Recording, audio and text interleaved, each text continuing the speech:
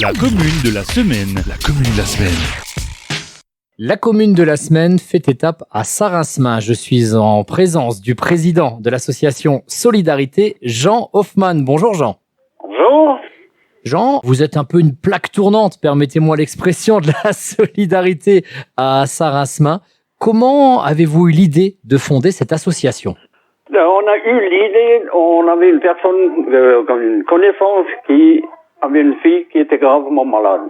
Alors, on a décidé en petit groupe qu'on va faire un marché de Noël pour cette petite gamine. Et on a lancé ça et c'était une réussite et on a décidé de continuer l'année prochaine et pour une autre personne et jusqu'à présent, on en a fait une dizaine et tout était bien organisé par le petit groupe et on a eu des réussites et des remerciements. Donc ça fait plus de 20 ans que chaque année les bénévoles se retroussent les manches pour aider une personne à qui la vie n'a pas souri, à qui a connu un gros problème, un gros coup dur.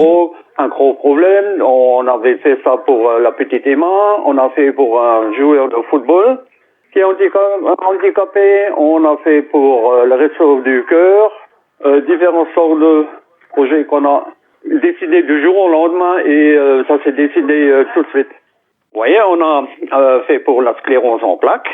On a aussi récolté quelques euros. On a reversé, je peux vous dire les dates. Les Restos du Cœur en 2010. Pour Ludovic, devenu paraplégique en 2011. Pour les Rosaires Saint-Nicolas, pour partir à l'autre en 2012.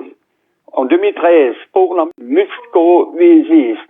Marché de Noël, Titou, le footballeur gravement blessé au cours d'un match, qui est handicapé jusqu'à aujourd'hui.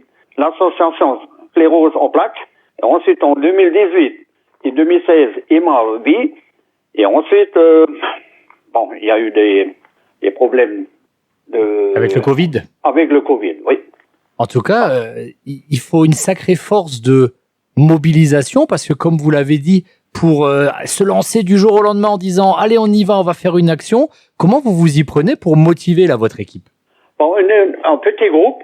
On habite pas loin de l'un de l'autre et on se décide, disons, si on entend quelque chose, on pourrait faire un marché de Noël pour telle et telle personne. C'est décidé du jour au lendemain. Hein. D'accord, vous êtes assez réactif et oui, l'année dernière, vous avez réuni aussi un nombre de bouchons très très impressionnant pour les Bouchons de l'Espoir, un organisme bien connu dans notre secteur. Oui, et ça, c'est grâce aux gens. J'ai une poubelle devant ma porte. Et les gens, disons, quand ils passent, ils remettent ça. Et si j'ai le temps, disons, on a un petit garage. Dans le temps, on les triait. Et maintenant, on n'a plus besoin de les faire parce que c'est à Roulin qui récupère ça. Et moi, je remplis les sacs. D'accord, donc vous continuez quand même à remplir les sacs. Vous êtes toujours... Oui. L'année dernière, j'ai rempli 80 sacs orange au bout de quelques mois. 80 sacs orange de bouchons, métal et plastique. Vous les stockez chez vous alors, monsieur Hoffman ? Oui, j'ai un petit garage en face de la maison et là, je peux les entreposer. C'est assez extraordinaire. Qu'est-ce qui vous motive à titre personnel ? C'est l'envie d'aider les autres ? Qu'est-ce qui vous pousse ? Voilà, tout à fait. Surtout encore les enfants, ça fait mal au cœur. On a 2 petits-enfants qui sont en bonne santé, je touche du bois. Mais ça fait plaisir, disons, quand on a une petite réussite et qui fonctionne. Et on est un petit club, on est à 6 personnes et tous sont motivés.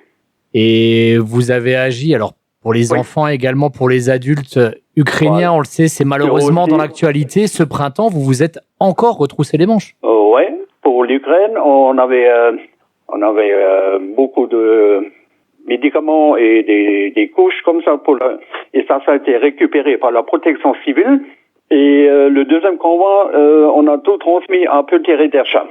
On a ramené ça le samedi après-midi et tout ça c'est parti en Ukraine. On avait pas mal de petits colis. Effectivement, un convoi dont on avait parlé sur les antennes de Studio 1 dans les actus locales, un grand convoi qui est parti de Petit Redercha auquel vous avez apporté votre contribution. Notre contribution, oui, tout à fait. Ça, c'est aussi grâce aux gens du village. Bien sûr, il faut le souligner, c'est tout le monde qui se mobilise. Voilà, tout à fait. En 2022-2023, est-ce que vous avez des projets solidaires déjà programmés ? Bon, si tout fonctionne, si ça reste dans l'état, on fera le marché de Noël. Et vous savez déjà à qui seront reversés les bénéfices ou pas encore? Non, je peux pas vous le dire encore, je ne le sais encore pas. Ça se décide du jour au lendemain. C'est comme l'année dernière, je vais vous dire une chose, il y a les enfants qui ont fait la communion et ils m'ont reversé tout un profit que j'ai reversé plus loin. Les lapins de Pâques qui ont été vendus dans le village et tout le bénéfice m'a été reversé pour l'association Solidarité.